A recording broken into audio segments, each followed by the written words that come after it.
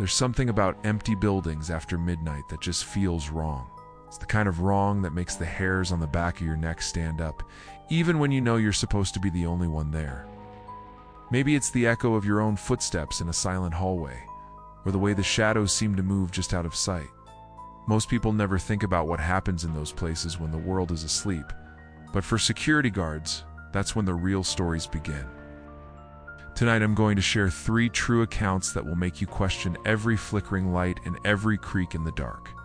If you've ever wondered what it's like to be the only thing standing between the night and whatever waits in the shadows, keep listening. You'll never look at empty hallways the same way again.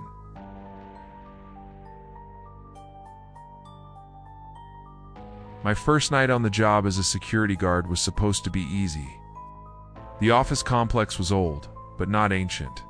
Just enough history to make the walls creak and the pipes groan. I remember the way the fluorescent lights buzzed overhead, flickering every so often like they were struggling to stay awake.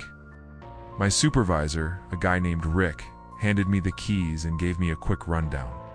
Just walk the halls every hour, check the doors, and don't worry about the basement.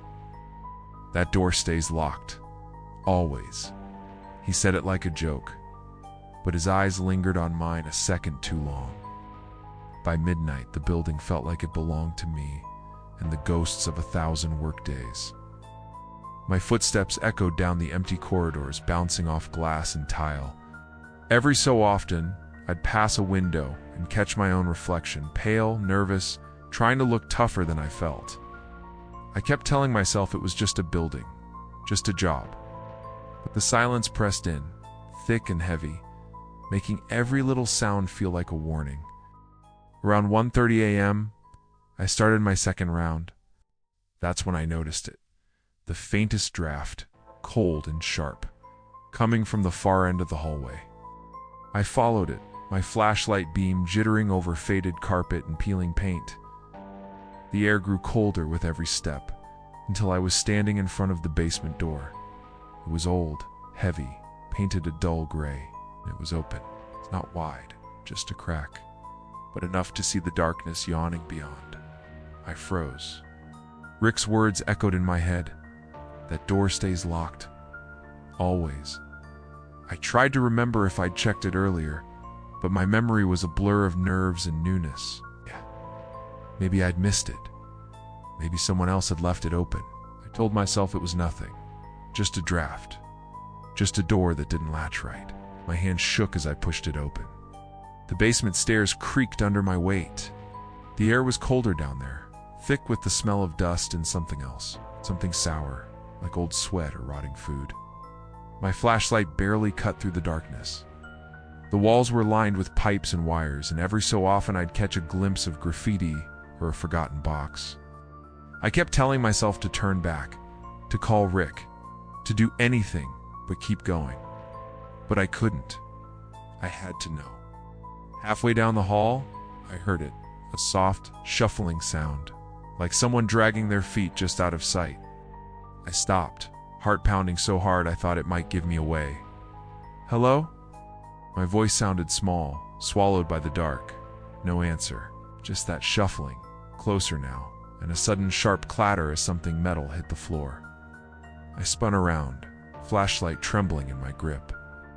The beam caught a pile of blankets in the corner, a nest of old clothes and empty cans. Someone had been living down here, maybe still was. I backed away, every instinct screaming at me to run, but my feet felt glued to the floor. Then the cold hit me, a wave of icy air that seemed to pass right through my skin. The shuffling stopped. For a moment, the silence was absolute, and then, just behind me, I heard a whisper. Not words, just the sound of breath, impossibly close. I turned, but there was nothing. It's just the empty hallway, the open door at the top of the stairs, and the feeling that I was being watched. I bolted. I don't remember running up the stairs, or slamming the door shut, or locking it behind me. I just remember standing in the hallway, gasping for air, my hands numb with cold. I called Rick, but he didn't answer. I spent the rest of my shift in the lobby, lights blazing, eyes fixed on the security monitors. When Rick finally showed up at dawn, I told him everything. He didn't laugh, just sighed and led me to the security office. "Let's check the footage," he said. But when we pulled up the cameras, the feed from the basement was gone.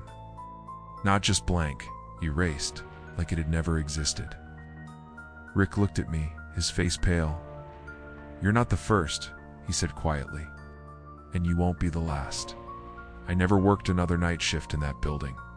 But sometimes when I close my eyes, I can still feel that cold and hear that whisper waiting in the dark. It's one thing to feel a presence lurking in the cramped, forgotten corners of an old office basement. But what if the shadows you're watching are spread across endless, echoing corridors, where every empty storefront hides something you can't quite see? If you thought a single open door was enough to keep you up at night, just wait until you hear what happened to a security guard alone in a massive, abandoned shopping mall.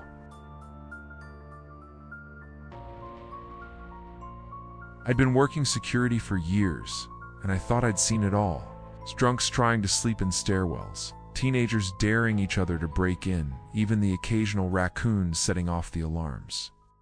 But nothing prepared me for the night I realized I was in. The only one patrolling the old Westgate Mall. The place was a ghost town by the time I started my shift.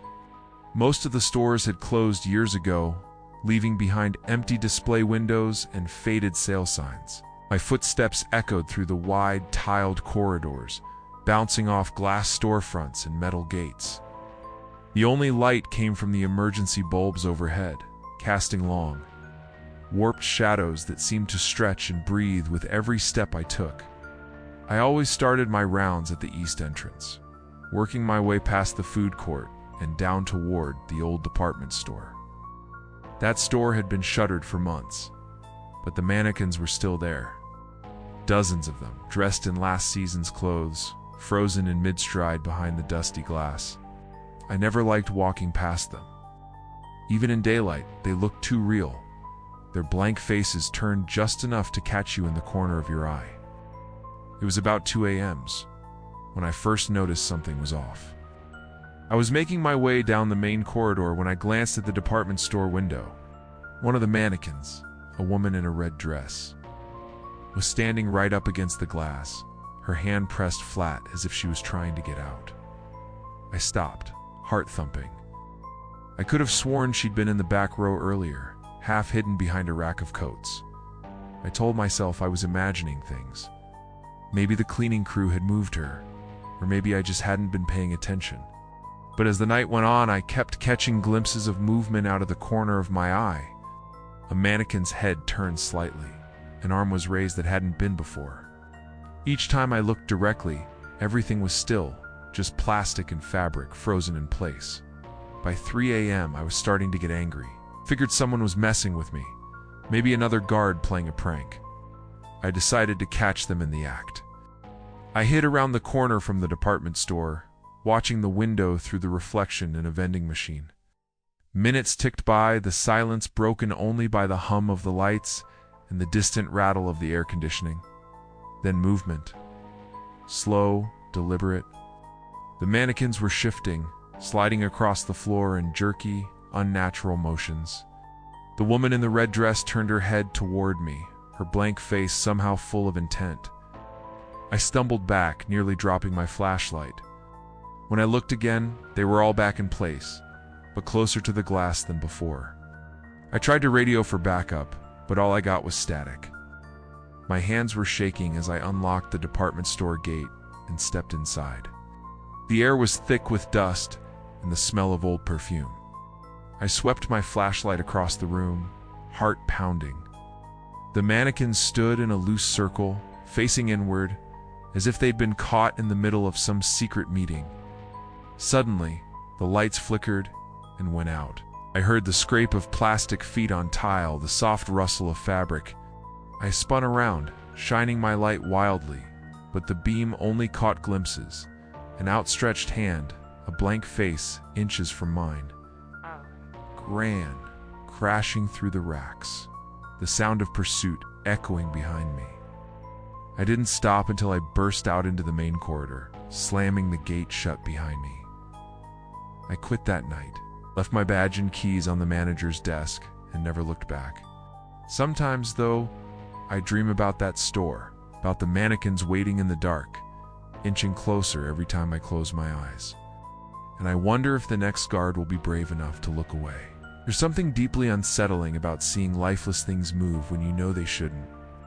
But as terrifying as mannequins creeping through a deserted mall might be, there are some night shift stories that blur the line between reality and nightmare even further. If you thought plastic faces in the dark were bad, the next account will make you question what's real and what's waiting for you when the lights go out. I've worked security for over a decade, and I've learned that most of the time, the things that go bump in the night are just raccoons, wind, or your own imagination.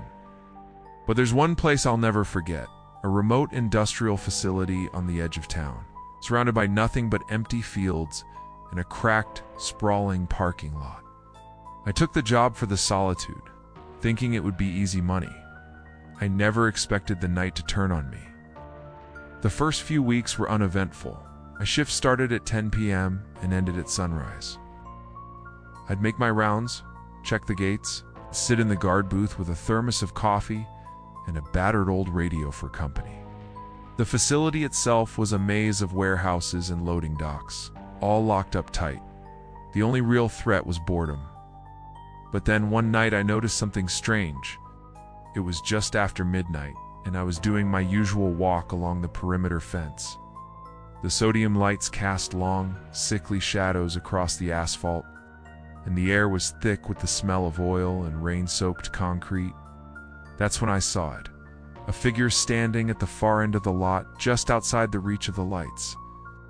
At first I thought it was a trick of the shadows, maybe a pile of pallets or a stray worker. But as I watched, the figure seemed to shift, almost like it was breathing. I called out, my voice echoing across the empty lot. "Hey, you're not supposed to be here." No answer. I started walking toward it, my flashlight beam cutting through the darkness. But as soon as I got close, the figure melted away, swallowed by the night. I searched the area, but there was nothing. No footprints, no sign anyone had been there at all. I tried to shake it off, blaming fatigue or a trick of the light. But the next night, it happened again. This time, the figure was closer, standing between two parked delivery trucks. I could see the outline, a tall, thin shadow, darker than the night around it. I radioed the main office, but all I got was a burst of static, sharp and cold in my ear. When I looked back, the figure was gone. After that, the nights started to blur together. The lights in the lot would flicker and die, plunging whole sections into darkness. My radio would cut out, replaced by whispers I couldn't quite make out. I started to feel watched, even when I was alone in the booth. Sometimes I'd catch a glimpse of movement in the security monitors, shadows slipping between the cars, always just out of focus. I stopped sleeping during the day. My dreams were filled with the sound of footsteps crunching on gravel, the feeling of cold breath on the back of my neck. I started to dread the moment the sun dipped below the horizon, leaving me alone with whatever was out there. One night, the tension finally snapped. I was sitting in the booth trying to steady my nerves when every light in the lot went out at once. The darkness was absolute, pressing in on all sides. My radio hissed and crackled, then fell silent. I grabbed my flashlight and stepped outside, heart pounding so hard I thought it might burst. The air was colder than it should have been, and every sound seemed amplified. The crunch of my boots, the distant hum of the highway, the soft, almost imperceptible whisper of something moving just out of sight. I swept my light across the lot, searching for the figure. And then I saw it, standing right at the edge of the darkness, closer than ever before. It didn't move, didn't flinch, just watched me with eyes I couldn't see. I forced myself to walk toward it, every step heavier than the last. The closer I got, the more the air seemed to thicken, like I was wading through water. My flashlight flickered, then died, leaving me alone in the dark. I reached out, half expecting to touch cold flesh or rough fabric, but there was nothing, just empty air. I stumbled back to the booth, shaking, and slammed the door behind me. That's when I saw it, scratched into the inside wall, deep and jagged as if carved by a knife. My name, beneath it, a date. The date was years before I'd ever set foot in that place. I stared at it, my mind racing. Had someone else with my name worked here before? Was it some kind of sick joke? Or was it a warning left by whatever haunted those empty lots? I never found out. I quit the next morning, left without saying goodbye, watching for the next guard to step into the dark. There is a certain kind of fear that only comes when you alone in the dark, responsible for keeping watch while the rest of the world sleeps. For security guards, that fear isn't just a passing feeling. It's a constant companion, lurking in every shadow and echoing footstep. The stories you've just heard are only a glimpse into the strange, unsettling world of the night shift, where reality blurs and the line between what's possible and what's impossible starts to fade. Maybe you've worked a night shift yourself. Maybe you've just passed by a lone guard standing under a flickering light, never giving a second thought to what they might be seeing or what might be watching them. If you have your own story, I want to hear it. Share your experiences in the comments below, and let's see just how many secrets the night is hiding. And remember, next time you see a security guard late at night, don't just walk by. They might have a story even more disturbing than these, one they're just waiting for someone to ask about. Sleep well if you can.